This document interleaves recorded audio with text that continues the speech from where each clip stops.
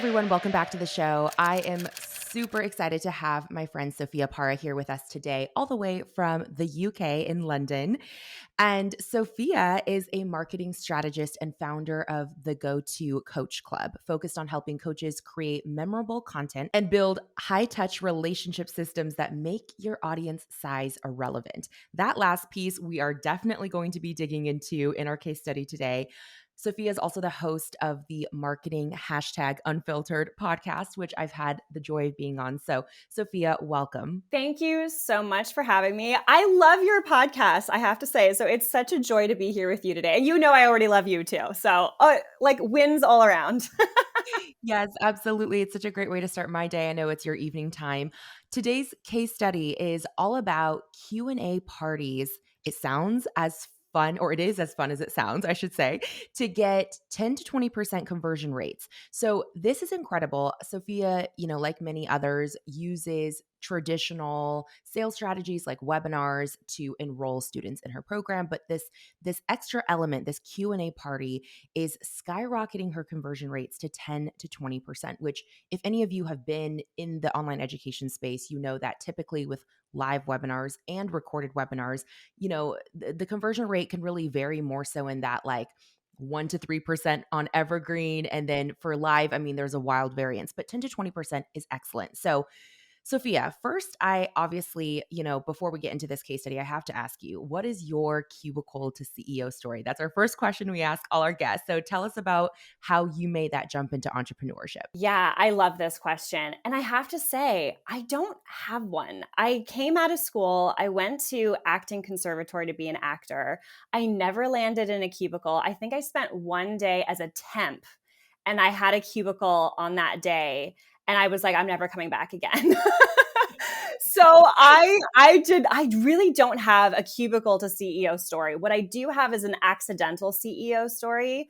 I was an actor, and I always like to say, you kind of chase this dream inspired by like Almost Famous and all of these like movies that make it seem so easy. It was not Almost Famous for me. It was Almost Homeless. Like, it's so inconsistent, the acting world. As much as I had a manager, I had an agent, I was working within the industry, and yet it's just such a competitive industry. So on the set of Blue Bloods, in fact, someone mentioned this random photo album on the internet that they're like, oh, like they just took a photo of me. They're like, you should put that on this thing called Instagram. It's a photo album. So I actually thought, I love that. I know. So I actually thought this thing was an actual photo album. So my first photo that I posted was actually a picture of my now husband in his underwear because I thought it was a private photo album app. Then I found out, because I got a ton of text messages, like people like either laughing and being like, oh my gosh, I love that picture, or being like, Sophia, why did you post that picture?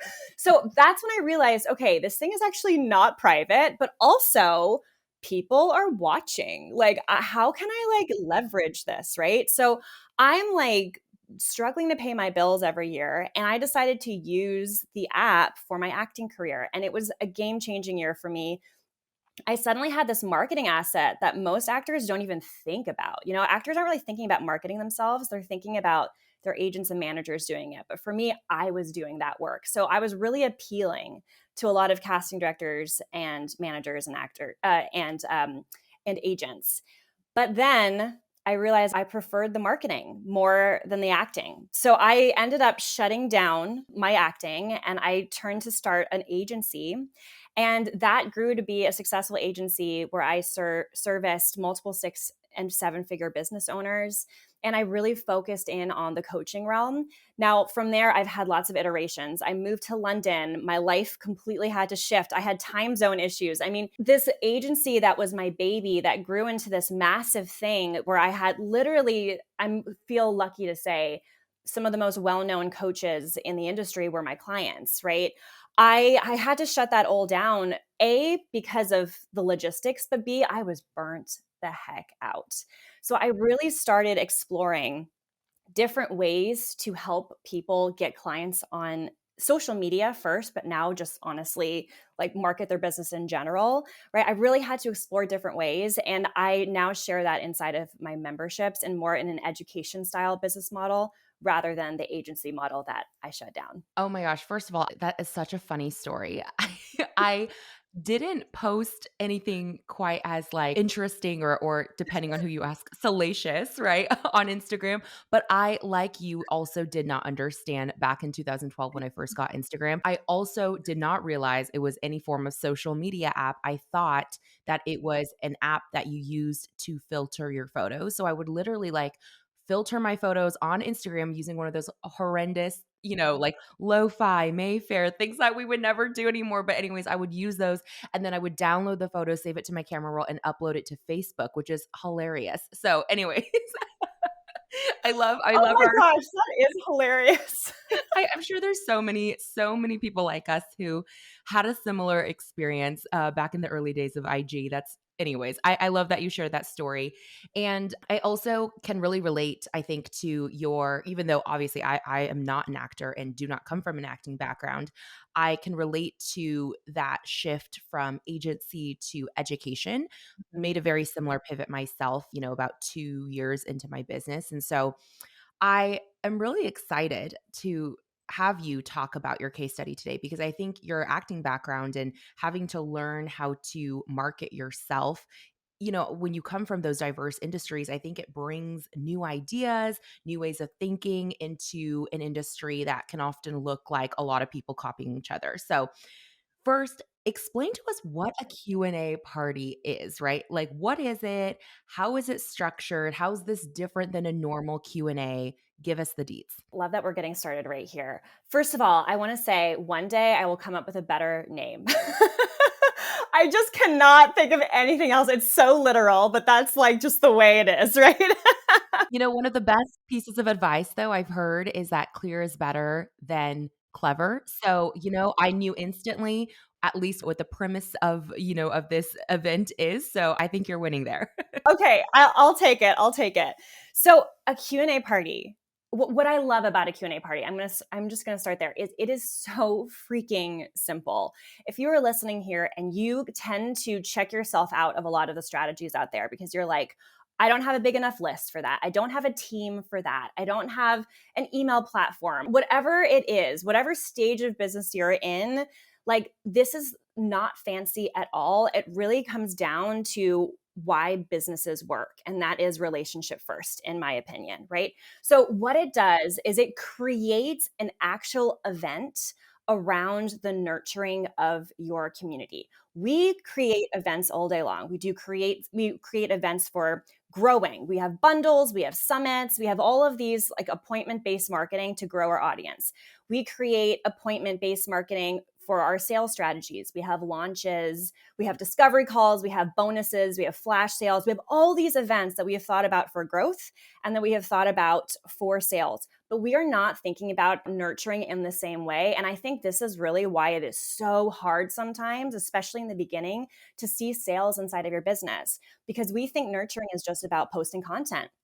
I'm going to post great content. People are going to see it and they're going to think, damn, cannot wait to work with this person. Like, when are they going to start selling to me? I'm so excited. Like, that's what we think is supposed to happen, but that just is not how it happens these days. So, the Q&A text list party, or I do mine on a text list, but you can do it in lots of different formats.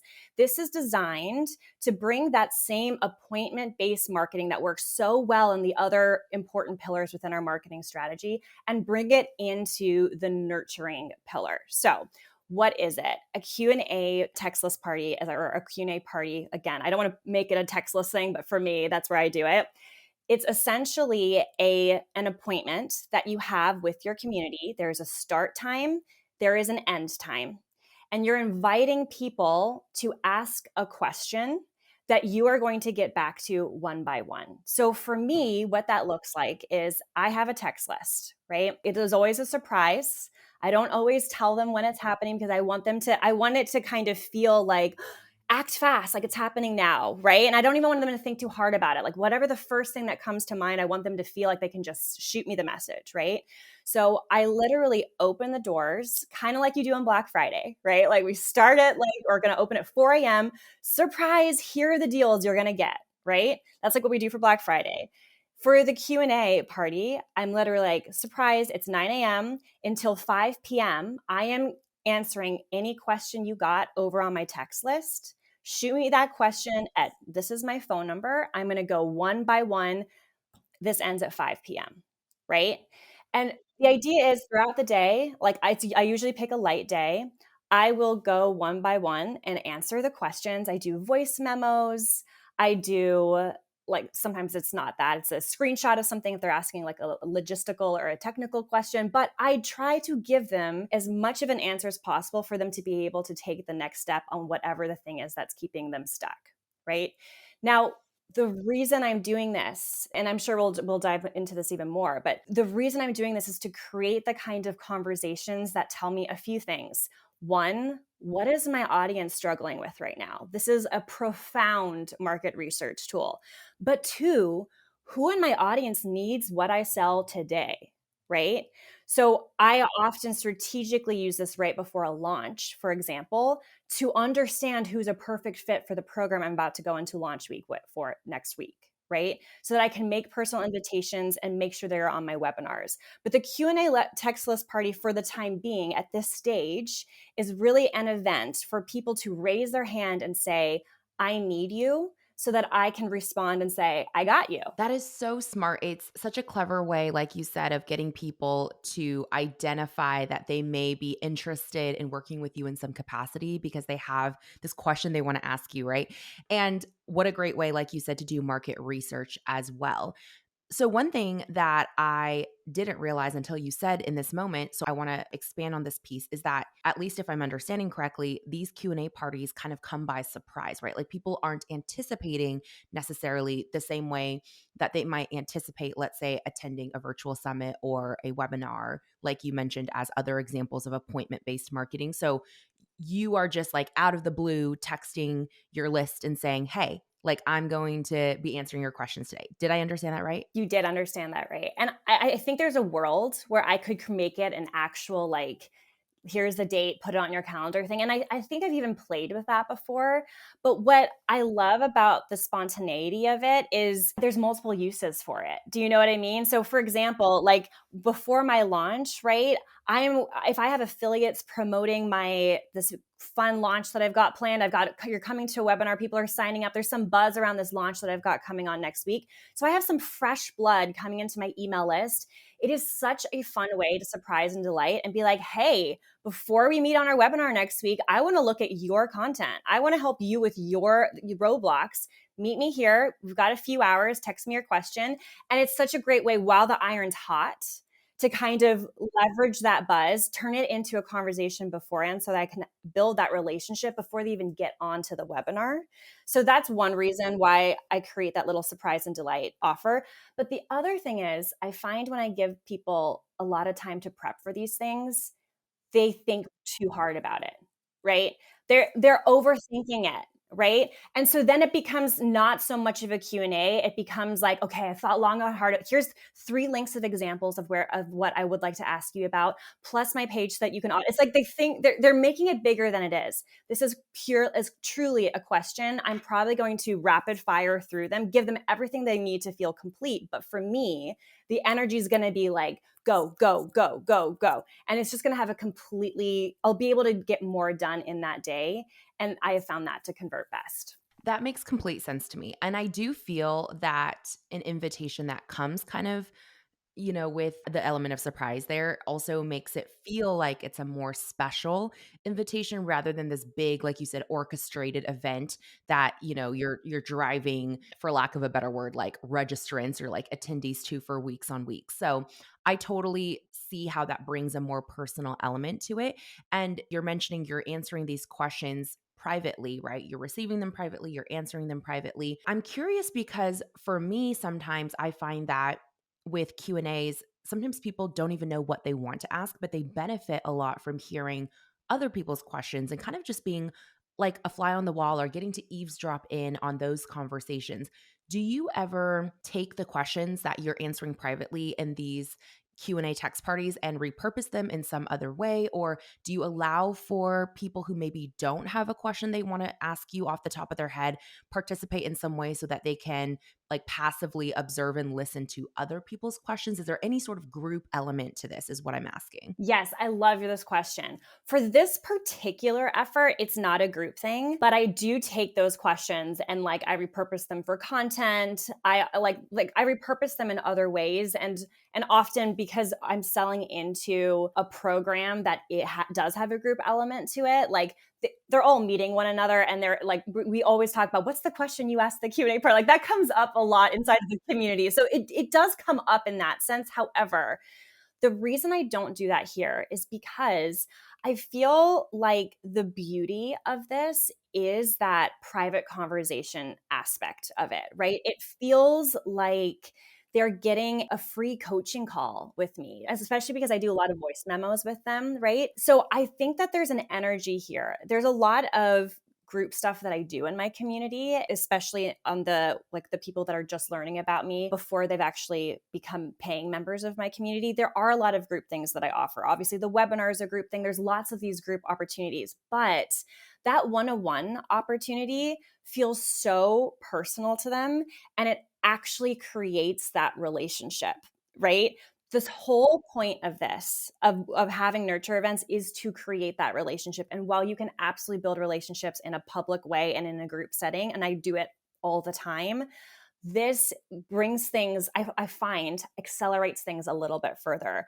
I shared with when I was first talking about doing this episode with you, I shared that I thought it was something like almost 100% of people over the course of 1 year bought from me, like over the course of 1 year, who took part in the Q&A party bought from me in some way or another, right? And I double checked those numbers, and it's every single one who took part in a Q&A party last year bought from me except for one person. So the one person who did not buy from me, she's still talking to me every single launch I do. She's like, "Oh my gosh, I want to do this so bad." So she's still there. She's around, right? So I have no doubt that when it's the right time for her, like I'll be able to support her, and there's no pressure for me ever, but we have a relationship and she trusts me to stay in my community and be an active part of my community. But every single person who took part in one of my, I think I did 3 Q&A parties last year. So every single person who took part in one of my Q&A parties either invested in one of my 2 memberships, which are slightly different pay tiers, or a VIP experience, which is either $3,000 or $4,500. So in terms of even how much they cost, that's not like the personal connection is what makes people trust you enough to want to take that next step. And that's what I really want to build with this particular event. I am blown away by that stat. I mean, that's basically a 100% conversion rate, right? I know earlier in this case study, just to clarify for our listeners, earlier in this case study, I mentioned that 10 to 20% conversion rate. And that was specific to people who bought like on a webinar after attending or Yeah. participating in one of these Q&A parties. But like Sophia said, over the course of an entire year, these like 100%, basically 100% of the people who participated bought something from Sophia. And I do want to circle back to that piece in just a moment. But first, I wanted to touch on this point that you made about how because you are having these conversations one-on-one in a private setting, and because you are utilizing tools like voice memos to respond, that it does feel in some way like you're giving people a free coaching session. But I did want to ask you, how do you structure these Q&A parties to be really clear and to keep the questions centered on the actual offers that you have in your business, so that, I guess for lack of a better word, it doesn't start to feel like people are just taking advantage and, Yeah. having these turn into these long, drawn out free coaching conversations. I imagine some of our listeners may be hearing that and, Yes. and worrying that, they could be giving away too much of their time in a way that's not actually moving people forward towards a decision. So talk to us about how you kind of navigate that situation. Yes, this is such a great question. So, first of all, talking about the structure, my number one tip is to actually have a structure going in. So, I made that mistake the first time. I had zero structure. I was like, just ask me your questions. And I was just sitting there answering all of them. Now I do something different. So now I actually reply, sorry, I start with the email, right? So the email is literally like hey, I think the title of the email, and I've done a lot of testing on the best title, so I do feel like I have to share the title of the email. It Yes, literally please. is It literally is free coaching today only. So that is like already like, whoa, got to open this up. And we have such a high open rate for this email. Even if they don't act on it, we have such a high open rate, right? So, and then it's a little like very simple invitation. Hi, for today only between 9 a.m. and 3 p.m. or whatever the time works for you. So I do suggest having a time where you put the phone away and actually marking that as the end for people so that you're super clear that it ends. So from 9 a.m. to 3 p.m., let's say, you can ask me one marketing question and I cannot wait to support you back and forth on my text list, right? All you do is DM the words Q&A and your question to this phone number. I'll see you there. That's it. Now, in the PS, I said, "Oh, just realized maybe you might not know a question you want to ask. Here's some examples." So I share, these are 3 great questions to ask. So I give examples like, could you check out my bio and give me ideas on how to change it? I'm not growing. Looking at my content, do you have a sense why? Things like that I know I can really, like, I don't need a ton of information. I know how to help them, right? So I give like 3 examples and then I say, here are not great questions to ask. And then I say things like, could you listen to this podcast episode and tell me how I did? Things like that I have absolutely gotten before.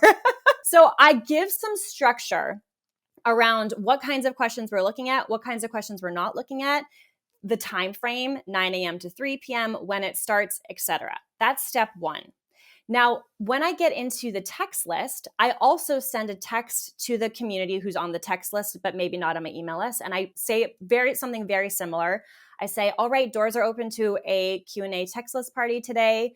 Starts 9 a.m., ends 3 p.m. One question, first come, first serve, and go. And then people start replying with questions, right? Now, in this process, what ends up happening sometimes, I think people have been enormously respectful of this, by the way. When I put the boundaries in, they're enormously respectful. But there have been a couple of instances where someone asks me a question, I answer it, and then they reply with another question, right? They're like, oh, that's so great. What about this, right? Very natural thing to do. You're in a conversation. It feels like that makes sense.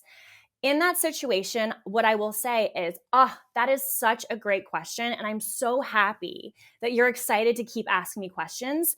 Here's what I'm going to do. I only have 9 a.m. till 3 p.m. and I'm trying to help as many people as possible. So if by the time I get to the end of my day and I still have some time, I'll circle back and answer that question for you, right? So now there's no expectation that I answer a second question. I've kept to my boundary. And I also have the opportunity to say, and by the way, we're going to do another Q&A text list party. So that's a great question to ask the next time if I have to do that, right? It also gives me the opportunity to say, like at the end of the day, if I couldn't get to that question, I can say, especially when I use this before a launch, I can say, I didn't have the opportunity to answer this question because it was one of those days and I had to get to everyone else. But this is something we're discussing on the webinar next week. And I really hope that you can make it, right? So it just gives me so many opportunities to not say, I'm not going to help you anymore, but give them other avenues if my time has run out. So there are ways you can put structure in this. You do have to keep your boundary. You have to communicate that boundary. And my experience so far has only been like complete respect for those boundaries when I create them. This is so, so helpful, Sophia. I just know that our listeners love hearing scripts and just how to think through certain situations. So I feel like the very clear wording that you shared with us, and of course, if you're listening to this, feel free to adjust to the scenario and to your audience. But it's such a great example of how you are clearly like what I call like a pre-frame, right? You're setting that expectation up front, like you mentioned. And the golden nugget I really want to pull out for our listeners that I, hadn't thought to do before, but it makes total sense why you do this is these are great questions to ask and these are examples of questions not to ask. It reminds me of when you're reading a sales page and it's like, you're a great fit for this offer or this program or whatever the service if XYZ, you're not a good fit if XYZ. I don't know why I never thought to translate that to question asking, but that's an excellent use case. And to your point, like someone asking if you can listen to an hour episode is obviously not a conducive use of your time if you only have a few hours to provide feedback. So that was extremely, extremely helpful. I really want to thank you for that. I also was wanting to know, on average, just because, let's say your average Q&A party is like 6 hours, how Mhm. many people do you tend to see participate in your average Q&A party? And if you feel comfortable sharing too, like how many people are on your email list and your text list, because I think that might also help give our listeners some frame of reference for, depending on the size of their audience, what volume they might anticipate receiving. Yeah, another great question. So I feel in terms of how many people take part in the Q&A party, honestly, it varies so wildly from the time that I started to now, right? I think now I pretty much consistently see like 30 to 40 people wanting to take part in it. But like in the beginning, it was like 3 or 4. Do you know what I mean? It was not a ton of people. People didn't really know how to respond to it. They didn't really know what it was yet. They were feeling it out. But I have to say, even those 3 to 4 people, they all converted. So for me, it was time very well spent. I did not mind at all that I didn't get a ton of questions. I mean, in the beginning, I minded, but then I realized, oh, wait a second, they converted. Actually, I don't mind anymore. You know what I mean? It's just one of those things because it's like you're focusing on the relationship, right? So, yeah, I can sometimes get between 30, 40 people. I also should mention that, like, one of the ways that I use this is strategically, like at the beginning of a launch, right? So, for example, if I am going into a launch week, and my definition of a launch week is like when you're doing your webinars, right? So it's like for me, I love to webinar launch. I think it's like a great way to provide information. It just works well for my audience. So I usually do 3 live webinars. I do not do replays. I do 3 live webinars. You got to show up live. And I go through a very in-depth training, and then I leave time for Q&A at the end, right? So that's kind of how that's structured.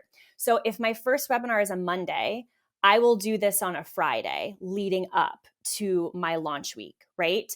And the reason that I'm doing that is because I'm going to pick the topic that's aligned with the launch topic, right? So I have a marketing membership. So I have a marketing membership that solves a lot of marketing problems. So I can take pretty much any marketing question and it'll probably align with my webinar and my membership. So that makes it a little bit easy for me. But let's just say I was creating what my webinar was something specifically about launches or content, right? I could then do the Q&A party right before a launch leading into a membership about content and make the question like if you've got any questions about creating content, right, or not coming up with ideas or like whatever the specific topic is, I could make that invitation the Friday before my launch, and those people who are signed up for that launch are the ones that are going to be engaging, right? So all of those people are already probably signed up for my webinar or thinking about it, and now I have the opportunity to promo my webinar as part of that experience, right? Now, I tell you this because this explains why sometimes those numbers vary depending on how many people are at the Q&A party. Depending on the topic, depending on the season, right? I will have a different number of people showing up because not all of them are there for that launch that I've got coming, right? Some of them are there for the other things that I sell. So that's one of the reasons it varies. But like I said, I think now I'm kind of at like the 30 to 40 people mark. That's extremely helpful. And you're saying that in general, you would recommend kind of seeding this opportunity, this text Q&A right before your launch week, but you can also just utilize it throughout the year to nurture your audience, even if there's nothing like there's no direct launch attached to it. Am I understanding that right? Completely right. I use this to warm up people for my launch. And also, like I just did it a month ago. I was planning on doing a launch this year, which I have pushed because I'm going to completely change my marketing membership. So I was like, it's not a good idea to launch right now. I should change my marketing membership and then launch right after that. So I pushed my March launch to May, right? So for that reason, I was like, oh, shoot.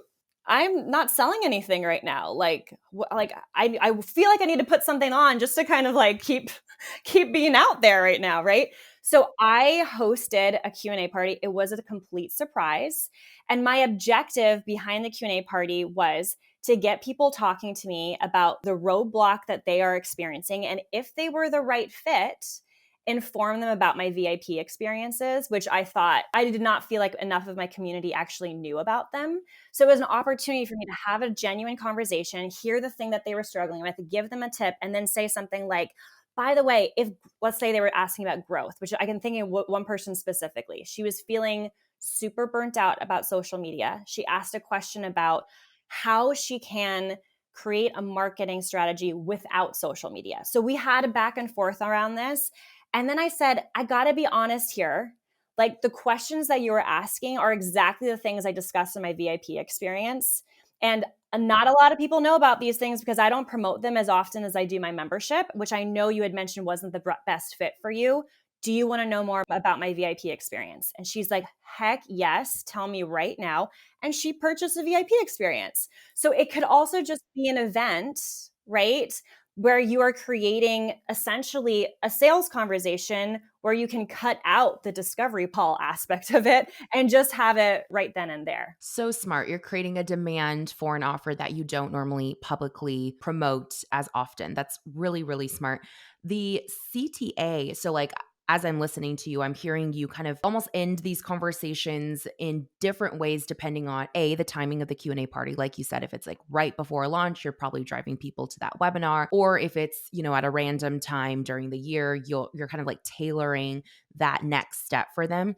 Do you have any other tips around, or even real life examples that you could just read aloud of how you're wrapping these conversations with a clear call to action that leads someone to actually doing the thing? Yes. Okay. Well, first of all, have a CTA. What I do find is a lot of people do these and they don't think about the They're CTA. just like, thanks. Absolutely have a CTA. So honestly, part of my recommendation here is in the prep work for your Q&A party to think this through, right? Think through the purpose that you're moving towards, right? So for example, if I'm doing this for my launch, my general CTA is to make sure that they're at that webinar, because if they're taking part in that Q&A, they absolutely must get inside of that webinar, right? And there I will be selling to them, but also they are going to really see the impact that my work can do for them because I have put it all out inside the webinar. So for me, the call to action for that one is literally I start off by saying, and I'll give you a few examples, but I think just this is a good one for launches, right? I start off by saying, and by the way, I know this feels like a total script, but it's always 100% accurate. So, so I would like to say, if this isn't true, don't say this. I think everyone gets that, but 100% of the time for me, it's been true.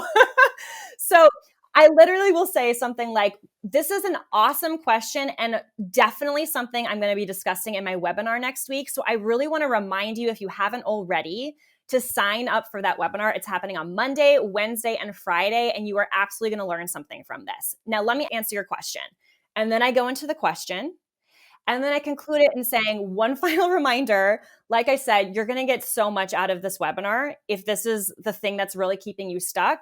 So if you don't have the link to sign up, let me know and I will give it to you. And if you have signed up, what day of the week are you going to be there so that I can look out for you?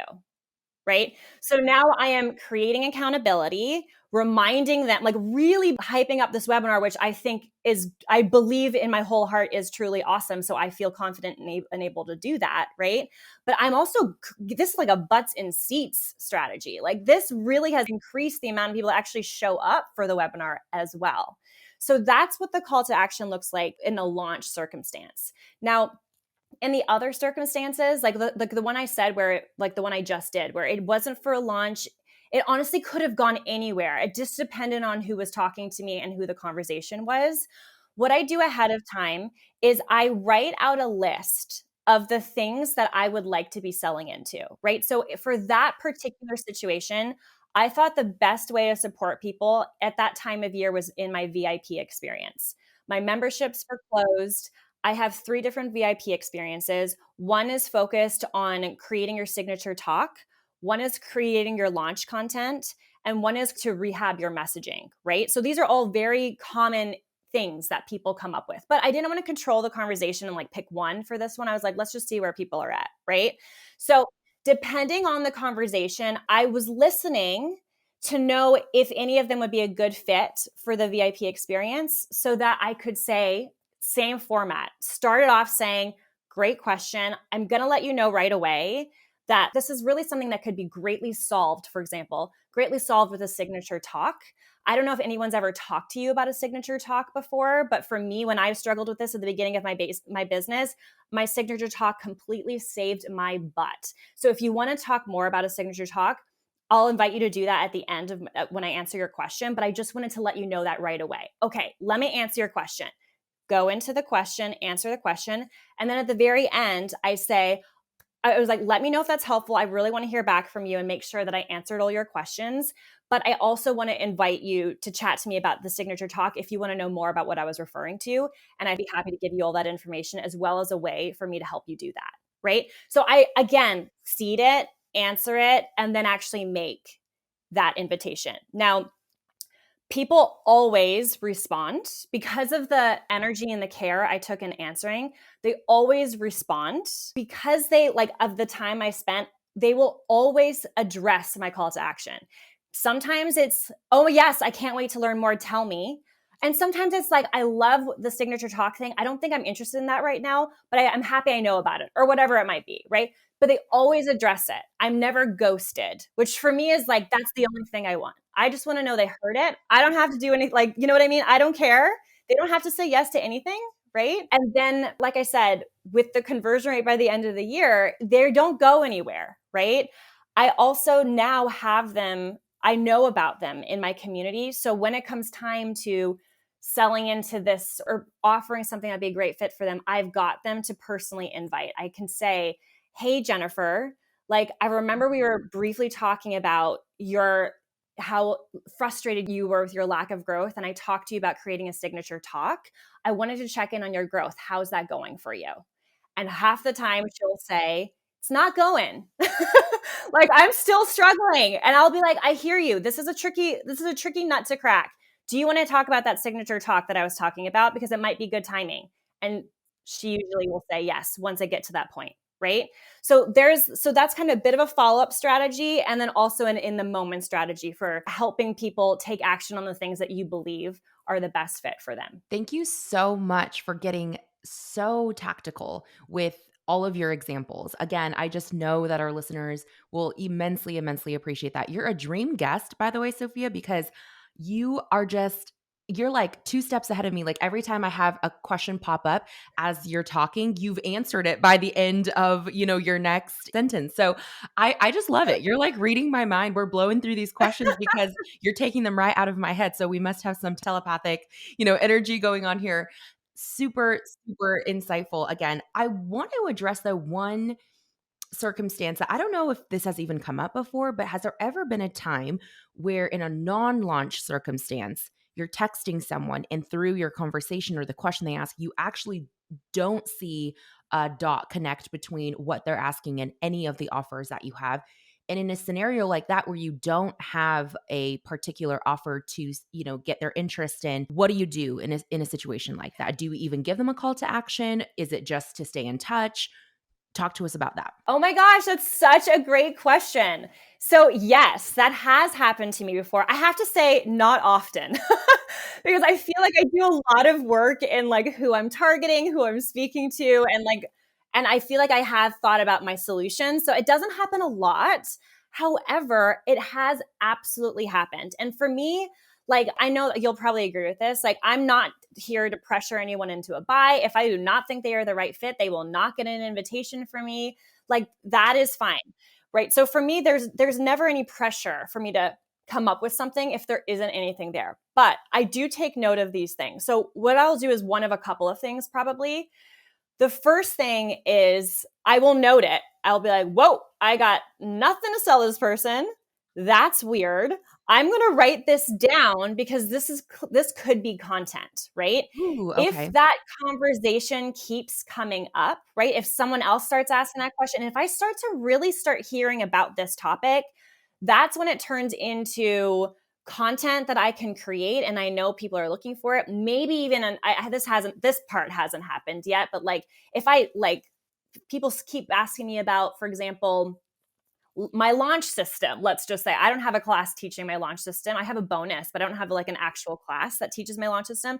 If people kept asking me about my launch system, I might start considering maybe I should sell this as a course, right? So I look at it like market research. I also will usually say something like, if I like the topic and I've heard it a lot, I will say, like, let me answer your question. So I answer that question. And then I will probably say something along the lines of, by the way, I feel like there's so much more I could say on this topic. It's really difficult in this text stream to talk for another hour about this topic, but I do have a lot more to say. Here's what I'm thinking. And then I will give some kind of an invitation, like, I'm going to write an email about this for my list next week. If you're not on my list, do you want to be on my list to make sure that you see it? Right. So now I'm growing my list, right? So, or same thing if I'm creating a summit or something down the line, or I have a wait list for something. Like, I do start to think, what are things that are kind of like, they're not things that are going to lead to revenue right away. However, like, they could lead to them staying in my community long enough for me to actually to support them on things. I start to think about those calls to action, because I do have wait lists. I do have like people that have raised their hand for things that just aren't available yet, and they just want me to contact them when they are. So I consider, is this something I'm building? And then I offer that. But 9 times out of 10 in that situation, I'm using it as market research and to grow my email list. Great strategy for, like you said, keeping people in your orbit, keeping them, or you rather, top of mind in a way that when the right timing and the right solution come along, that they are really the first to know about it, I assume, if they're on your list. Earlier, you mentioned that 100%, basically, except for that 1%, 100% of people who have participated in one of these Q&A parties have eventually bought something, have eventually converted. But I wanted to dig even just a layer deeper and ask if you know what the average turnaround is from participating to conversion. Is there like a few week window, few month window? I'm assuming this also kind of varies depending on if you're doing like a launch circumstance Q&A party versus a non-launch one, but if you maybe even have separate metrics for those two things that you can share, that would be really helpful for context. I so wish I actually had the numbers to show the exact timeline that people convert. That'd be such great information to have. I consider you such a numbers queen. So I'm going to take that as inspiration, and I'm going to do that this year. Yay. Win. But for something that I do think is helpful to see is that I noted that 60% of the people who purchased my membership in that launch were a part of my Q&A party. So obviously not all of them joined the Q&A party, but a really big chunk of them. So, and I think what I credit that is, obviously the Q&A party was very specific to the topic of the launch. So the people that were signed up for the webinar or jazzed about the webinar saw this other opportunity to get one-on-one attention with me. They jumped into the Q&A, got a specific to them question answered about the topic of the webinar. I was able to be like, you can't miss this webinar. It's going to be so helpful for you. They then felt accountable and actually showed up on the webinar. And from there, they were already so warm, right? They had that experience of working with me, and then also got to learn about the program and were like in. So I think that's why there was such a large percentage of people that were signed up for the webinar also doing the Q&A party, and then why such a large percentage of the people that converted were also at that Q&A party. Yes, that makes complete sense.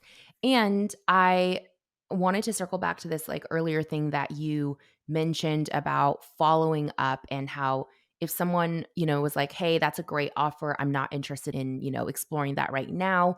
But then later, you following up and asking them like, "Hey, how's that thing that we talked about a couple months going?" And if they're still not doing well with it, you kind of give them another opportunity to consider exploring that solution with you.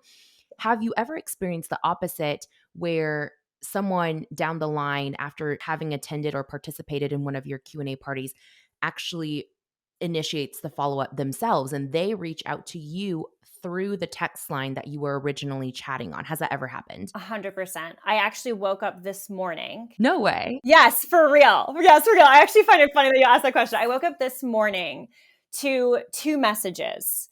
One was someone that was kind of like never fully committed to the Q&A party. Like I noticed like they would like ask a question and then I would respond and then they wouldn't reply back, but then they'd ask a question the next time. But they're just like, oh, hanging around. I could tell they were like lurking, but like they weren't fully engaged in the Q&A party. I got a message this morning asking how she could hire me for a coaching call, right? So I didn't even get to the point of the call to action because she wasn't responding to it. I was like, okay, that's cool. But this morning she was like, could you send me the information for a coaching call? I'd love to like consider chatting to you for at least like an hour and a half, right? Because one of my coaching calls is just an hour and a half.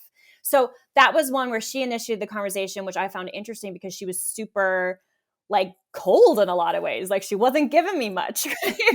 And then I have another person. Both of these people, by the way, are from Q&A parties this year. So not last year as part of that conversion rate. They're from this year. Another person sent me a message because my call to action to her was something along the lines of my membership. And I was saying, I think you'd be a really great fit for my membership. The questions that you're asking are so in line with the trainings we have in there and the work that we do in there. Let me know if you'd like to have more information. And her response to me was, thank you so much, but I'm actually in another coaching program. And while we're talking about different things, I just don't feel like I could do two things at the same time. Fair enough. Totally fine. So I said exactly that. I was like, totally get it. I love that you're setting your own boundaries around this and you know where to find me if anything changes, right? So today, this morning, she reached out to me and said, this was only like maybe a week ago, maybe 10 days ago that we had this conversation. And she was just like, hey, I just wanted to reach out. Like, I have not stopped thinking about our Q&A and just how helpful it was. She's like, already I feel so much clearer. I think I do want to reconsider and think about joining your program. Can you send me that information? Right. So again, I would have followed up with her because she's such a great fit, but I didn't have to. She came to me instead. Incredible. And it's like all in their own timing, right? And that's, I think, such a valuable reminder to everyone, including myself, that we cannot necessarily diagnose how interested someone is just by their initial communication. Certain people think through decisions very, very differently. And they also, may need different touch points or like affirmation signs, whatever it is, to feel confident in investing. And it's interesting, like even for that person who didn't really participate in the Q&A party and was kind of just like on the fringes and then never really had much more communication with you, came around on her own without much input from you. And it's hard to discern exactly why that may be, right? So I think just making yourself available and the fact that you do keep such a low pressure environment for people to come to a decision in their own time is, again, a really wise way to go about selling, a very sustainable way to build that relationship. So love that.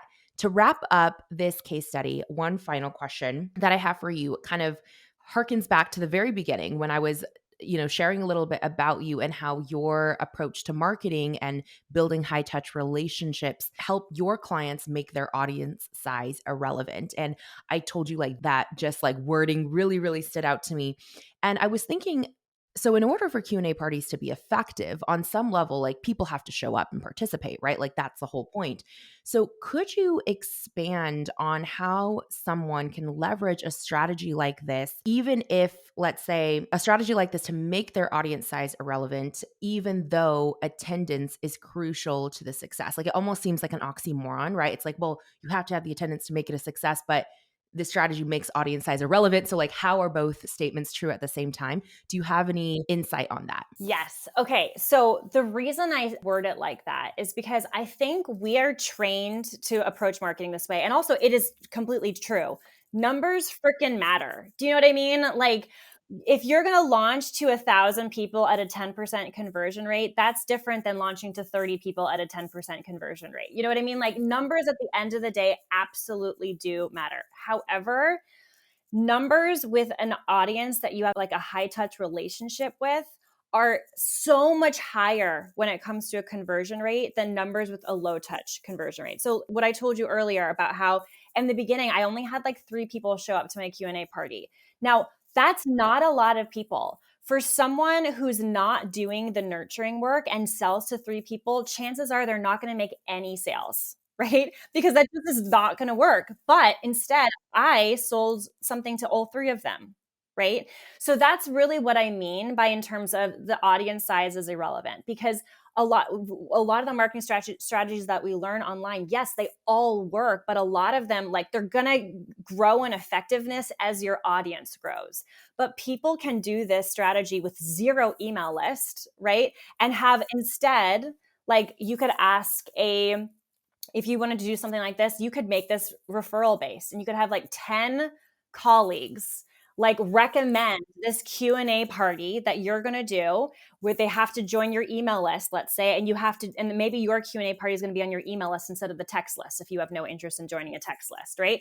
You could do the exact same thing, host a Q&A party instead of a webinar, 9 to 6, ask 10 colleagues to say, could you invite your list to this Q&A party that I got going on? It's from 9 to 3, right? Even if they just sent 3 people your way, 3 times 10 is 30 people that have the opportunity to ask you a question. Like, you are going to see a much higher conversion rate with those 30 people because of that conversation, even if you have 0 people on your email list before this, than if you are, trying to sell on a webinar to 30 people. Like, it's just, the conversion rate will not be the same, right? So that's really what I mean by that. This, for me, feels like such a great strategy for the people who have a big email list, yes, because everyone needs relationships, but also for the people who don't, who are just getting started, who understand the importance of relationships and how they aid in your conversion rate, but don't know how to create those relationships, because when they post on social media, no one responds. You know what I mean? So now you're creating an event where people have a reason to reach out to you with zero skin off their back, right? No loss. They don't have to spend an hour on a webinar. They don't have to do any of these things that sometimes come along with launching. All they have to do is think of a question and submit it. And maybe they might get a response that changes their life, right? So that's really what I mean by that. I think for the person who's struggling to get things off the ground, this can help you grow as well as build the types of relationships that can actually convert us into sales. Great, great perspective. And you're speaking my love language, because you gave that example of how you can leverage other people's audiences. You can leverage collaboration and relationship based marketing to, like you said, get momentum, get lift. And that's really the key. Is like, I think sometimes people overcomplicate marketing and they want to do all these fancy funnels and these really advanced like ad strategies, when in reality, it's like you just got to get in front of someone who has an interest or a challenge in an area that you have some sort of solution to, and have a direct conversation. It is as simple as that. And so that was an excellent reminder there. Sophia, this has been so tangible, so tactical.